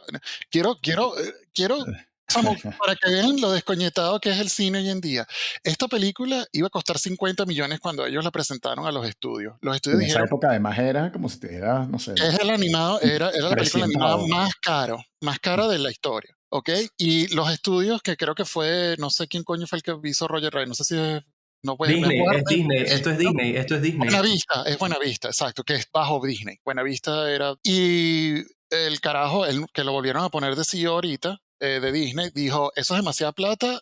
No. Después volvieron con una vaina de 30 millones, la aprobaron.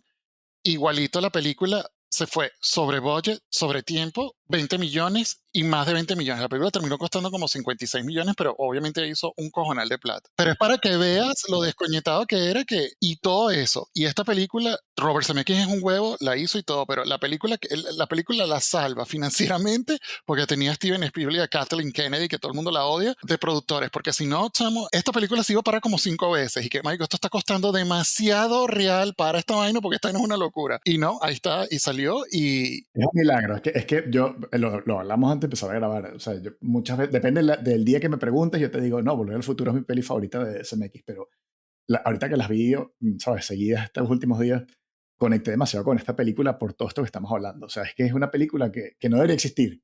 O sea, es un tesoro, realmente.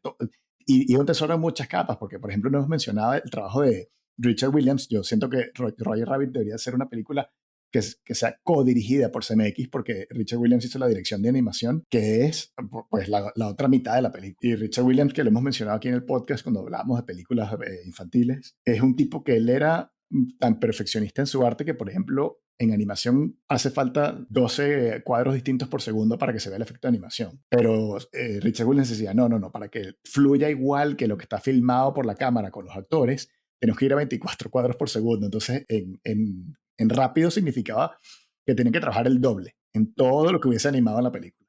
Y no solo el doble a nivel de dibujo, sino que el tipo le metía efectos de sombra, efectos de luces al traje de cuando sale Jessica Rabbit la primera vez, el traje de lentejuelas que tiene, dice, pero ¿cómo coño animaron esto, sabes? Y eso fue un peo, Carlos. Eso fue un peo. Eso es un truco de que le abrieron, de que el celuloide con un poco de luces, pasé la secuencia, pasé las lentejuelas y la vaina. La vaina es una locura cómo hicieron ese vestido. Sí, y hablando un poco de la escala de la película, y yo estoy de acuerdo con lo que dice Carlos, esta película es un milagro, y por eso para mí es la mejor película de Robert Zemeckis, Y es que para poder hacer toda la parte animada de la película, que llega un momento en el que se apodera completamente del film, sobre todo en el tercer acto de la película, hicieron falta 326 animadores y se calcula, que esto es una estimación que hizo justamente Richard Williams, 82.080 frames de animación. Les tengo un dato bien simpático de la animación de la película. Yo conozco a uno de los animadores de Roger Rabbit. Qué fino.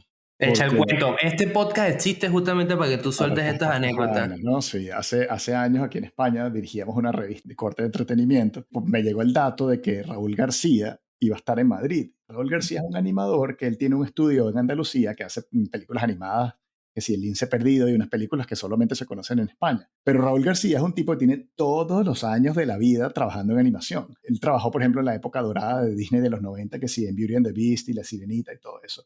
Y toda su carrera comenzó porque cuando él era incluso menor de edad, Hanna-Barbera tenía un estudio de animación en Madrid, porque en esa época, en la dictadura de Franco, trabajar en España era como la mano de obra barata del mundo, ¿sabes? Por cómo estaba deprimido el país. Entonces él, que él no me lo contó, no sé por qué llegó, pero él era un niño cuando llegó a trabajar en el estudio Hanna-Barbera en Madrid y se enamoró de la animación y él, de hecho, trabajó casi que en los Picapiedras. Y de ahí fue empatando proyectos y trabajando para distintos estudios. Él básicamente ha trabajado para todas las casas que hacen animación grandes. Él tiene, digamos que experiencia en eso. Entonces, él se había leído el libro de ¿Quién censuró a Roger Rabbit? Que podemos hablar de eso si quieren también. Y entonces él me contó que estaba a punto de abordar un avión de Madrid a Los Ángeles y vio en las noticias que Spielberg había comprado los derechos de la novela. Y el tipo básicamente, cuando aterrizó en Los Ángeles, deshizo todos los planes que tenía para lo que él estaba viajando y se apersonó a donde fuesen las oficinas de la producción de Roger Rabbit y se puso a la orden y dijo, yo quiero trabajar en esta película, no me importa la paga, necesito trabajar aquí. Y por eso él trabajó en esa película, consiguió el trabajo. Esta anécdota que me parece genial es increíble porque marca un poco la historia de la relación entre Zemeckis y Spielberg. Spielberg ya era un director bastante consagrado cuando Zemeckis se graduó de la escuela de cine en Los Ángeles y él grabó un corto y el man agarró, fue a las oficinas de Steven Spielberg, casi pasó de largo de la secretaria, le tocó la puerta a Spielberg, entró y le dijo, necesito que veas esto porque yo necesito trabajar contigo. Y Spielberg vio el corto y dijo, ok, tú tienes talento. Y a partir de ese momento, Spielberg se convirtió en el padrino de Robert Zemeckis. Entonces ya veo que la fórmula con Spielberg es ir al despacho sin tocar la puerta, pasar y ya entrar y decirle... Bueno, primero necesitas un DeLorean para ir a tocarle la puerta en los 80, ¿sabes? No ahorita. Para tu conocimiento, Luis, yo creo que la gente no tiene ni idea de cuántas vainas pasan por Spielberg que se producen en todo nivel. En todo nivel. El show de televisión, hoy en día también.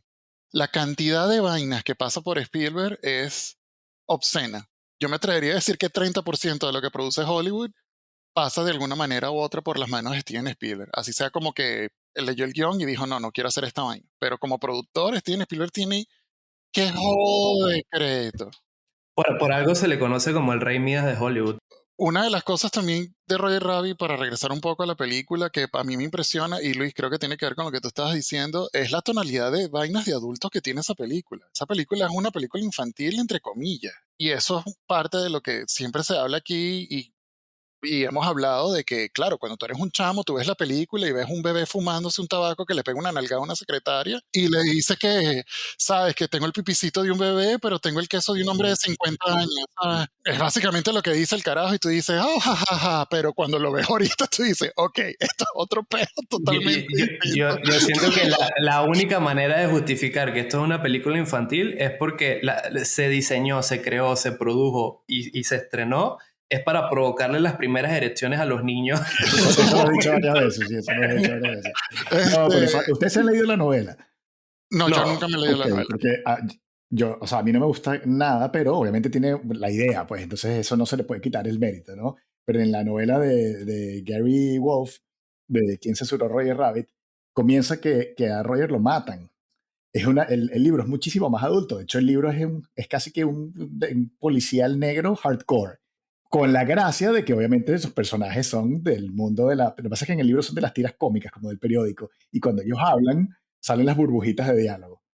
Entonces, claro, si hubiesen hecho la película, la adaptación más fiel al libro, habrían pasado dos cosas. Primero, visualmente, creo que habría sido como demasiado sobrecargada, Había sido una apuesta completamente distinta al pedo de los diálogos, así, las burbujas hablando.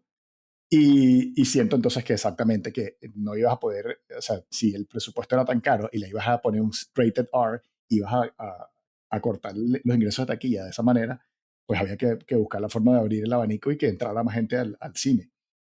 Pero yo celebro demasiado los riesgos que tomaron, porque efectivamente yo la veía y decía, hay que tener igual una mente un poco abierta para disfrutar esta peli porque es demasiado infantil en unas partes y demasiado dark en otras, ¿no? Ustedes hablaban como que dijo Luis, de las primeras elecciones, pero hay un componente de pesadillas con los ojos de George Doom al final de la película importante también. Y momento aquí para hablar, Roger, ¿cómo es? Para Christopher Lloyd, importante. Sí. Bueno, yo quiero dar justamente Sí. el último datito para pasar a la siguiente película y es, Yo no estoy preparado para pasar a la siguiente película. y es que, y este es mi dato favorito de Roger Rabbit, y es que en unas primeras versiones del guión de esta película, que tengo que señalar que según se alcanzaron a escribir 44 versiones de guión de Roger Rabbit, en una de las primeras versiones, el juez Doom, él fue el que mató a la mamá de Bambi. Ay, coño, qué bueno. Ay, sí, señor. El carajo era un supervillano así en todas las películas. Yo leí esa vaina también y me cagué de la risa, Luis, y lo Ese tenía no lo anotado sabía, para qué bueno. decirlo. Sí, sí, que supuestamente es él. Y para hablar de ese personaje un pelo más, cosas también que descubrí que no sabía, es que Christopher Lloyd es, chamo, sin joder, es uno de los personajes más aterradores que yo recuerdo de mi infancia. Sorry. Llano de Roger Rabbit es cagante, es horrible. No sé, también obviamente que como tiene esa especie de Hitleresque o de Hitler en él, es jodido. Pero me cagué de la risa cuando descubrí uno que aparentemente el gran Tim Curry había hecho audiciones para la vaina y los carajos encontraron a Tim Curry muy cagante. Ok, Ajá. así Pero que no, es too much, es too much. quiero que se imaginen eso. Ya este carajo como tal, Christopher Lloyd es aterrador. Aparentemente Es Tim que, Curry era el triple de aterrador. mira, Y Christopher Lloyd, porque claro, ok, todo el mundo conoce a Doc Brown y tal, y lo encantador que es, ¿no? Pero Luis, yo no sé si tú sabes que entre esas películas, Spielberg hizo una serie para televisión que se llamaba Amazing Stories, que eran Ujú. cuentos cortos, o sea, eran episodios cortos de ficción, como de Twilight Zone, pero el tono podía cambiar de un episodio a otro, no eran dark necesariamente. Y CMX se lanza uno con Christopher Lloyd, que te acuerdas que era un profesor que le cortan la cabeza. ujú, ujú, El tipo también es era brutal. aterrador en esa película. Sí, sí, sí, es arrechísimo. Pero Y miren, por favor, no podemos hablar, o sea, pasar de Roger Rabbit sin hablar de The Deep, que realmente es la parte más jodida de toda la película. O sea, si hablábamos en el episodio anterior de Disney y los traumas infantiles, chamo, la derretida de zapatico en Roger Rabbit. es horrible, estoy de acuerdo. Y es una parte es el zapatico como sufre y el goce del otro coño de madre viéndolo derretirse. Es horrible, es serio, es burda de coño de madre, es toda esa parte.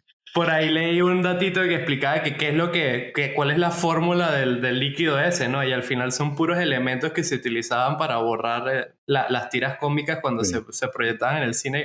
Pero sí, esa escena es particularmente perturbadora. Obviamente podríamos pasarnos todo el día hablando de Roger Rabbit y casi que los invito a que más adelante hagamos un episodio nada más que de esta película porque es que tiene demasiados detalles para conversarla.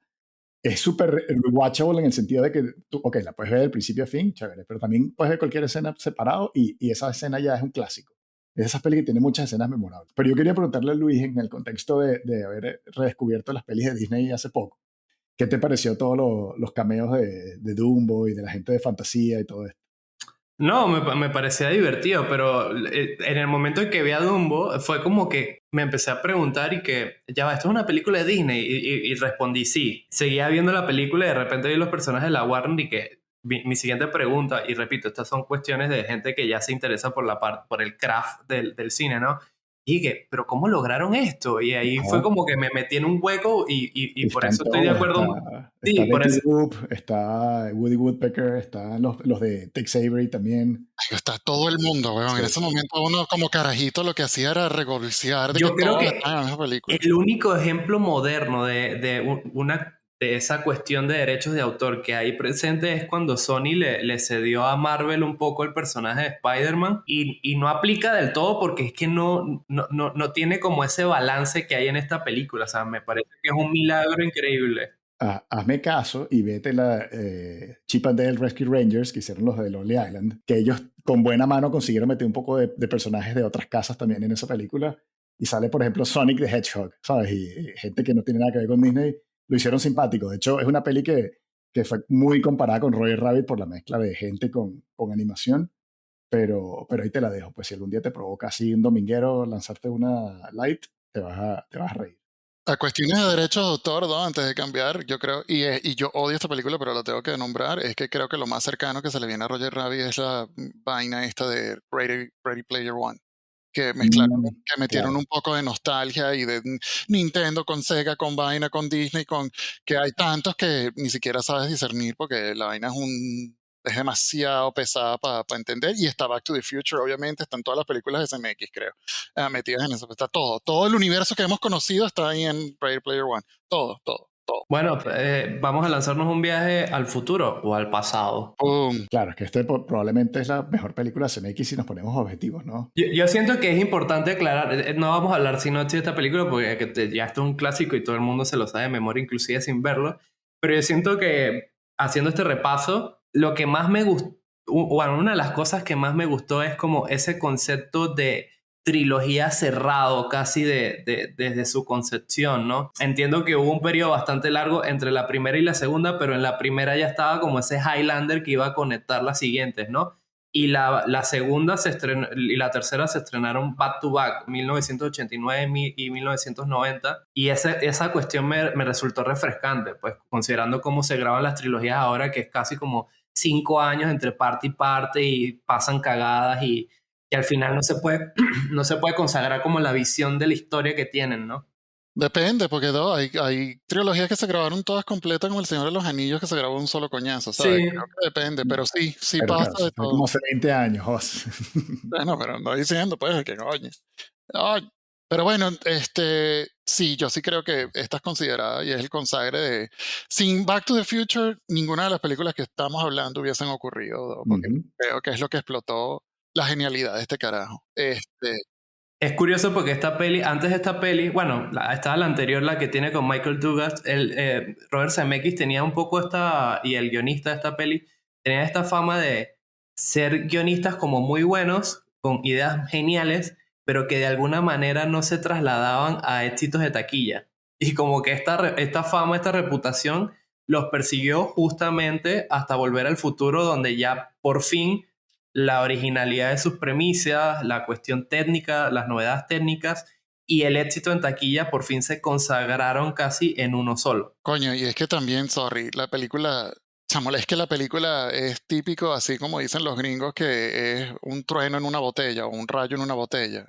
Es que la película salió en el momento perfecto, tiene el cast perfecto, tiene el guión perfecto, tiene la música perfecta. No hemos hablado de Alan Y Alan Silvestri. Silvestri, sí, qué fuerte. Alan Ujú. Silvestri es el compositor preferido de Robert Zemeckis, es el que lo ha hecho. Y Alan Silvestri es un huevo, es increíble. El score de esta película es tanto igual, que no hablamos de la música de Roger Rabbit, pero son increíbles. O sea, hasta en esa parte es increíble. Y Back to the Future es tan particularmente perfecta, hasta como una trilogía con todos sus defectos, que, marico, hasta la atracción del puto parque de Universal Studios era genial, hasta como, porque la química de Michael J. Fox, chamo, qué lástima lo que le pasó a ese pana. Yo creo que ese pana tenía muchísimas más vainas que contar antes de que se enfermara, pero la química que había entre él Christopher Lloyd. y Christopher Lloyd es, chamo, eso es muy jodido de conseguir, es muy jodido. Y además, que lo arrecho de Back to the Future, como todas las grandes películas que la gente así vengan de directores que son perfeccionistas y vainas, chamo, tiene un coñazo de accidentes felices, de Sí, cosas. accidentes felices. Ajá. ¿Sabes? Que vainas que no tenía que ser así y pasaron así y quedó más arrecho de lo que se había pensado. Eso, Back to the Future es casi que prueba de que sí, eso era lo que tenía que pasar, empezando por el casting que ya Carlos lo mencionó, y el guión es arrechísimo. El guión de Sí, la en primera el está guión, la primera versión, La máquina del tiempo era como una nevera, una cosa así. qué horrible. Y luego de todos los carros habidos y por haber en el mundo, se lanzan el DeLorean, que ya era una marcianada en esa época. ¿Sabes? Es lo que tú dices, o sea, es como que todos los elementos funcionan más allá de la suma de sus partes. Creo que le dan como ese feeling y yo creo que es la peli más fácil de ver varias veces, ¿sabes? Porque te la sabes de principio a final, pero coño, cuando viene la escena final y tiene que caer el rayo en la torre del reloj y pasar el DeLorean justo por debajo y uno está así en el borde del asiento, tú dices, ya sabes que va a pasar todo bien, pero aún así es súper estresante. Y lo mismo en la tercera con el tren, no sé si se acuerdan del final de la tercera, lo mismo, pues. O sea, es una peli que maneja todo, o sea, cuando tiene que ser graciosa es muy cómica, cuando tiene que ser emocionante es muy emocionante. A mí me pasó algo con este revisionado de la trilogía, es que no me había dado cuenta en su momento, es primero todo como ese comentario que está muy en el fondo, pero por tal vez mi sensibilidad o las cosas que me importa, como que cada vez le doy más importancia, de todo el comentario político y social que había en los viajes al pasado o al futuro. Por ejemplo, el político que siempre repetía el discurso del progreso en 1955, en 1980 y en el 2000 y pico. Y esas cosas a mí me parecían genial. Y lo otro, que ya es una cuestión de dramaturgia, pero me parece muy chévere, si tú ves la primera y la segunda, un poco una película tanto moralista, decir de que no toques el pasado porque qué sé yo, no vas a poder vivir en el presente y qué sé yo. Y es muy moralista eso. Y lo genial de la última, que tengo que decirlo, me parece tal vez como la más flojita de las tres, pero igual sigue siendo bastante buena, es que con el regreso del personaje de Doc en el tren y consiguiendo a su amor, el amor de su vida en el pasado, un poco se neutraliza esa moralina.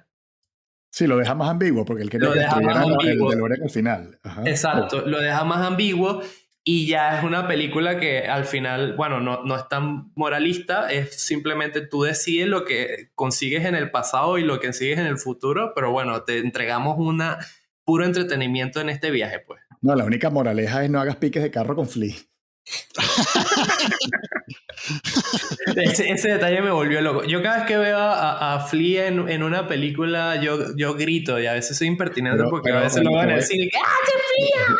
Pero Flea actúa siempre igual en todas las películas. O sea. Sí, Flea pero... siendo Flea en todas las películas. Mira, Sí. lo único bueno de Babylon, la última película de Damien Chazelle, es que Flea sale como en 5 minutitos y es lo único que disfruta de esa mierda de película y aquí lo digo públicamente. No, pero estamos hablando de cosas bonitas y agradables y de Volver al Futuro.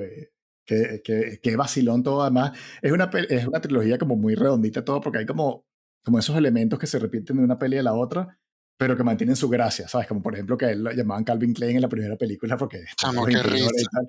Pero en la tercera película él se bautiza Clint Eastwood. Es demasiado. Sí, Y no todo el tiempo, Marty, me Clint y vaina. chamo, yo A creo Clint que... Eastwood le preguntaron que si podían usar su nombre y dijo que no solo dijo que sí, sino que estaba honrado que lo hubiesen Claro. considerado.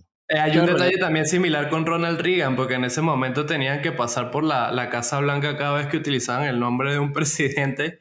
Y hay un momento donde cuando Marty viaja al pasado a buscar a Doc y le dice, bueno, si vienes del futuro, ¿quién es el presidente de esa época? Bueno, Ronald Reagan. Y que cómo ese actor va a Ajá, ser el actor, sí. presidente. Así que Y, bueno. y esa cuestión tuvo que pasar por la aprobación de la Casa Blanca y el mismo Ronald Reagan le encantó ese chiste y dijo, ustedes denle, hagan lo Sí. que quieran.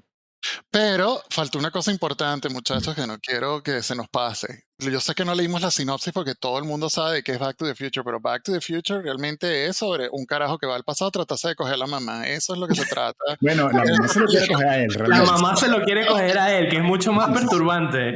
Porque Calvin Klein evita a toda costa. Y chamo, Lea Thompson es demasiado brillante en esta peli. Demasiado.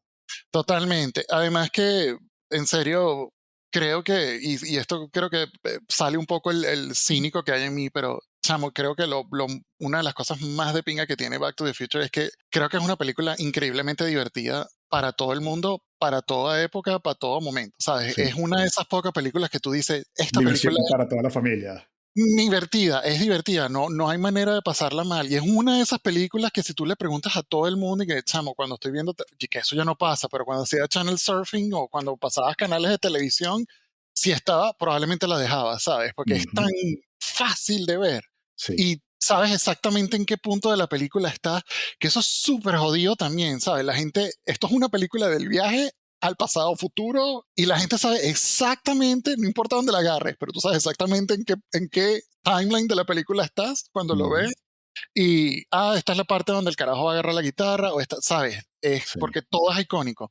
Desde principio a fin esa película es icónica completa, o sea, y bueno, obviamente toda la cantidad de referencias que tiene hoy en día, Empezando por el DeLorean que lo están volviendo a hacer y esa mierda la están volviendo a hacer por esta puta película porque ¿quién coño quiere un DeLorean hoy en día?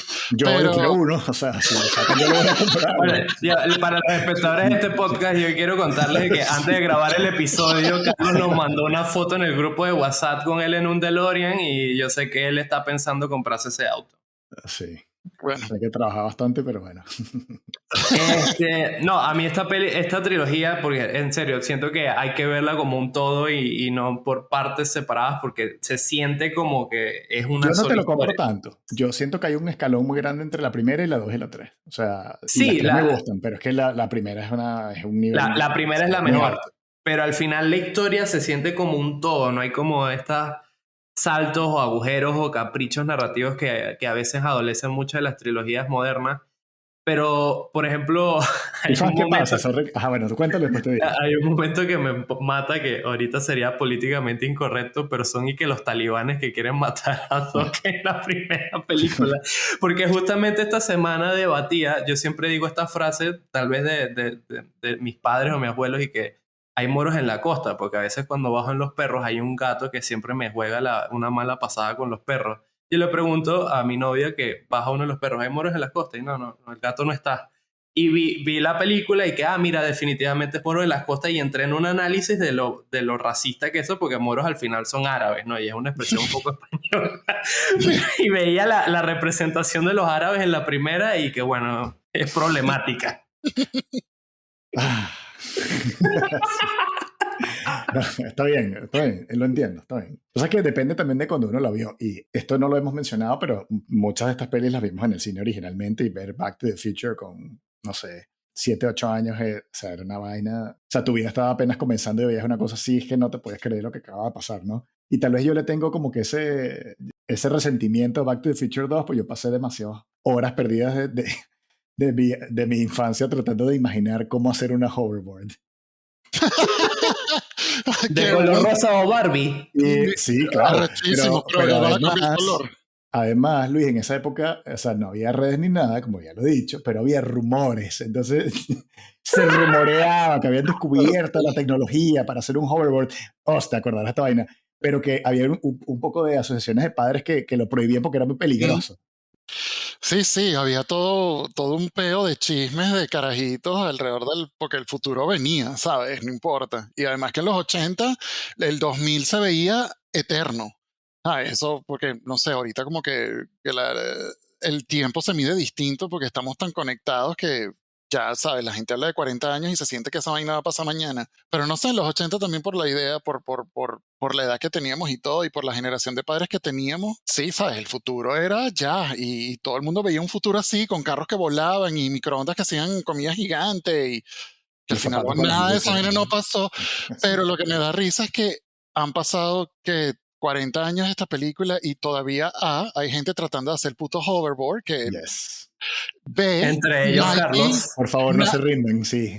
Nike sacó los putos zapatos que cuestan como $500 que se prenden y la vaina se agotó en segundos porque me imagino que un poco de nerdos se lo compraron y yo quería también, pero no me iba a gastar $1,000 en unos zapatos. Estabas demasiado ocupado mapeando las estrellas con el setting. Pero obviamente, sí, chamo. Mira, esta película es tan impactante para Carlos y para mí que, para que tengas una idea, Luis, la entrada del puto cine cuando Carlos y yo fuimos a ver Back to the Future era un ticket de feria, weón. Sí, eso. ¿Ok? Que te lo picaban por la mitad y te daban la otra mitad. No sé para qué coño. No entendí nunca para qué te hacían esa vaina. Porque por si tenías que salir y volver a entrar. Pero la vaina en un papel rosado, weón, con un número en rojo y que 1476, ¿sabes? No, la vaina no decía absolutamente nada. No decía mi película, nada. Era un ticket de feria. Pero sí, obviamente también eso influye bastante porque, again, todo el peo de ver películas con mi papá y toda esa vaina, todo eso empieza ahí y la película de paso que era excelente.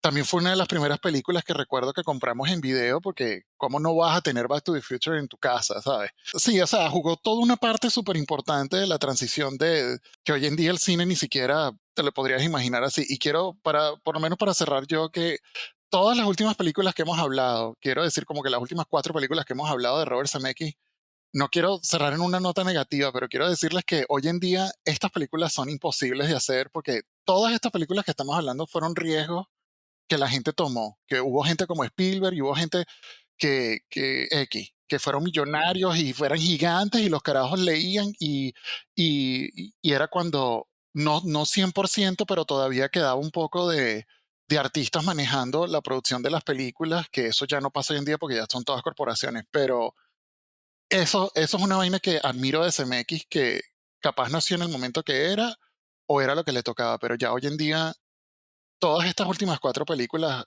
más nunca se va a hacer una película como Roger Rabbit, es imposible. Es imposible que alguien tome ese riesgo y diga: "Sí, no sabemos si va a ser dinero o no y tal". Roger Rabbit fue un súper éxito de taquilla, un súper exitazo de taquilla, pero no, es muy difícil que una vaina como esa pase, o con Back to the Future o alguien tome riesgos tan grandes para hacer películas como esta en un futuro cercano.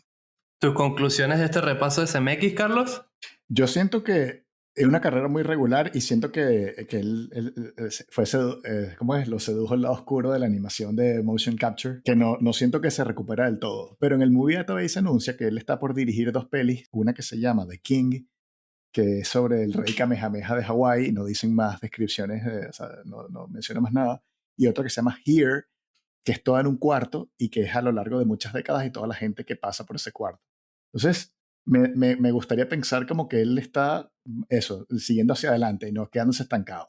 O sea, suenan como proyectos que pueden irse o a un lado muy bueno o a un lado muy malo, pero va un poco acorde a la línea de este tipo tenía todo para él que sentarse en los laureles y repetir su éxito, y se ha reinventado y ha trabajado con distintos géneros y distintos registros, y unas pelis más infantiles, otras más adultas. Me parece súper respetable.